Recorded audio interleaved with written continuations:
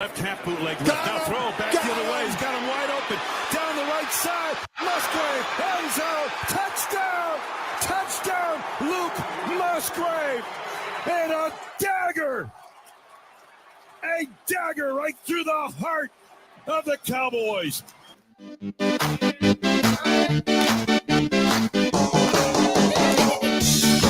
Earliest dagger in Packer history with that man right there, the voice of the Green Bay Packers for 25 years, came at $1 and change in the third quarter. Our conversation with Wayne Larrivee brought to you by Kowal Investment Group, the retirement specialists. Wayne, do you keep track in a spreadsheet of the timestamps of your daggers? No, but that technically was the earliest dagger in a Packers playoff game. The earliest dagger ever was also against the Dallas Cowboys. It was during the 2010 season when they boat raced them out of Lambeau Field in the first half of a Sunday night game. And I think that's where Wade Phillips was fired. He didn't even go home on the plane to the Cowboys. It was so bad. Yes, that was a glorious night. I actually was in one of the end zones. I think it was the north end zone. And on the wrong side of that, how many yard pick six by Clay Matthews, where he's getting it, he's swerving, and we're sitting there going, I think he's coming at us. I think we're going to get a Packer in our laps for once, and then he swerves the other way. They're like, oh, dagger. Yeah, that was an early one last night. At what point in the game did you, Wayne, in your own mind think, oh, this is going to be a disaster for Dallas? This is over. What score was it? It was the interception. And what's really interesting about Darnell Savage interception and return for a touchdown that made it, 27-0, I believe.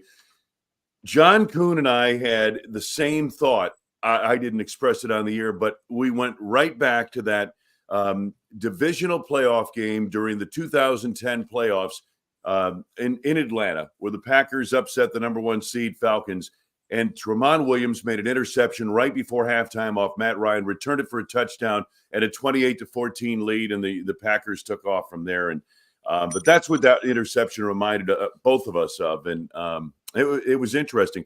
Hey guys, I'm sure you haven't talked about this, but Lombardi always said any play can change a football game, can turn a football game. All right, it doesn't matter when it happens; it can happen in the first quarter. Well, let me submit to you. Kuhn and I talked about this on the bus heading out to the airport last night. It is the second play of the game. Remember, the first play, Aaron Jones gets stuffed for no gain. Second play, they actually sack Jordan Love, I believe, for a 3-yard loss. But downfield, there's this what seems to be just an inconsequential penalty on Deron Bland for illegal contact. That gives the Packers a fresh set of downs. And from there was a loss on the next play. And from there, he hits Romeo Doubs with the first of his big plays of the day. And all of a sudden, they take off and score on that opening drive. It's funny, but looking back on it, I think that play was significant. It was almost like a turning point in that game because the Cowboys came out. They were flying. And once the Packers got going on that drive, that Dallas team wasn't the same. Yeah, no question about it. When you had said about Joe Barry something along the lines of, I hope so, when it was darkest before the dawn, meaning can Joe Barry figure out what's going on here and put a tourniquet on it? I would like to know, what was it that made you say that? Because since that dark moment in the middle of the night of this season, Joe Barry has been outstanding the last 3 games. Oh, and the blitz he called on that sack with the safety running right up through the A-gap, I believe it was, just a brilliant call at the time. I think they've done a great job of mixing it up, Czabe. I think that's the big thing.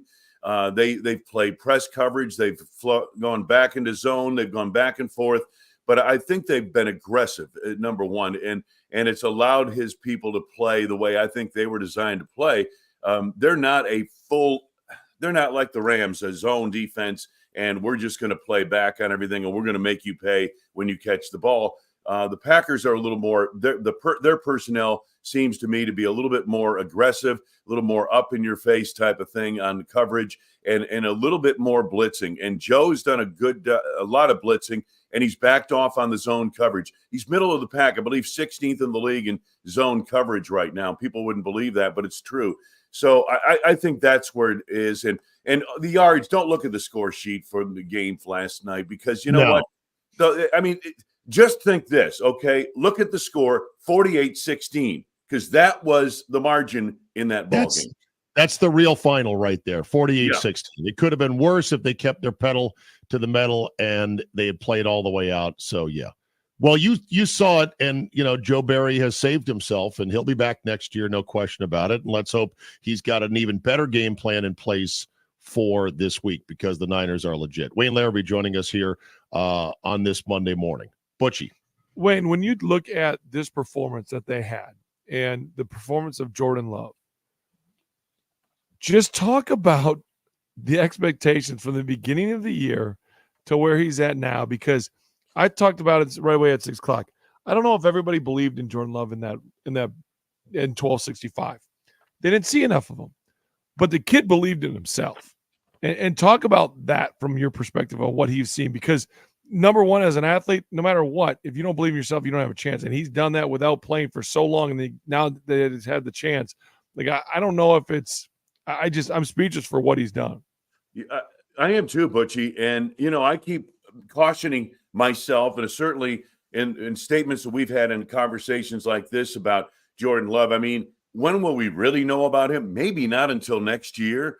But boy, when you look at what he's done the last, I want to say 9 games, 10 games, how can, I have no questions for him. I'm out of questions on Jordan Love. I don't have any question about him anymore. And John Kuhn feels the same way. He's seen every snap from the sidelines. The kid's been outstanding. And you're exactly right. He's always had a belief in himself, even in the darkest days when they were giving Aaron Rodgers 3 more years and $150 million. He kind of sat there and said, well, maybe I should ask to be traded and because I can play this game and I want to show that I can play. And, but he was patient.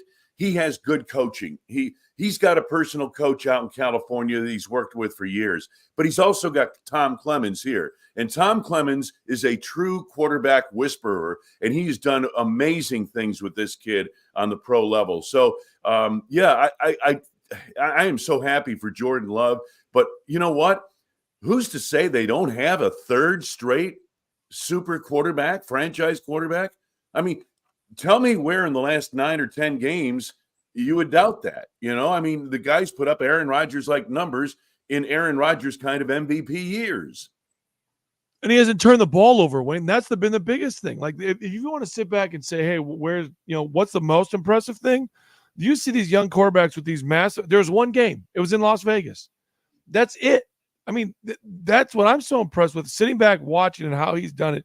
He doesn't turn the ball. Like, what's the biggest problem with Dak Prescott in big games? He turns the ball over. Everybody knows that. Yeah. Like, Jordan doesn't. I'm amazed at that part of the game as well. Yeah, well, it's one playoff game, but boy, that was the next step for Jordan Love. Let's see what he does in the playoffs, right?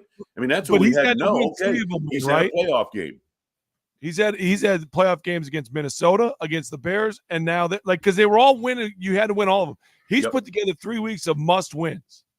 Yeah, and hasn't flinched. I mean, it's amazing. Now, the offensive line, I thought, did a great job. The Packers did a good job of moving Jordan in the pocket. You notice, especially early on when the Cowboys were stoked up and rushing, Jordan bought time for some of those big throws down the middle to Romeo Doubs. So, you saw really the full quarterback. You saw the whole show with Jordan Love in that game. And now, coming up this week, different story, San Francisco. But hey, listen, he carved up the Dallas Cowboys from the word go in that ball game, and it was impressive to watch. When Matt LaFleur pulled the starters and we saw Clifford go in, did you think that was too early? Shouldn't have been done? Were you worried at all? And were you surprised that they brought him back onto the field? I was surprised when they brought him back on the field, and that's when I was worried. When they brought him back on the field. You know what I mean? That's when I was worried, because I thought, oh my gosh, get somebody banged up here or whatever, but Matt felt uncomfortable, I guess, with where the game was going at the time, put the starters back in. And, you know, I don't know. Hey, listen, that's a better question for Matt than me, but I was surprised they went back in. It really was. And then I was worried if somebody would get hurt. All right. Wayne, glad you made it back safely. I hope travel was not too onerous. Butch, he drove through the night from Iowa, Friday night into Saturday morning, just to call another game. Did you get your game in on Friday, the basketball game? Oh, yeah, got it in. Yep, matinee, impromptu matinee, as we called it. Good game. Good. Well worth I love it. On to Santa Clara to take on the big bad Niners as 9.5-point underdogs. And we'll have the call for you right here with Wayne, Larry, and Kuhn and the rest of our team on Saturday night. Clear your Saturday night plans. Don't tell me about, oh, we had this party scheduled, or, oh, I got to go to Aunt Gertrude's. Cancel it. Get out of it. If you need me to make a call for you, call me. I'll make the call for you. That's what I'm here for. All One right, Wayne. call, that's all. One call, that's all. No, I can't say that. There's a trademark. It'll be 2 calls. Okay. All right. Thank you, Wayne. Have a good week, Larrivee, guys. longtime voice of the Packers.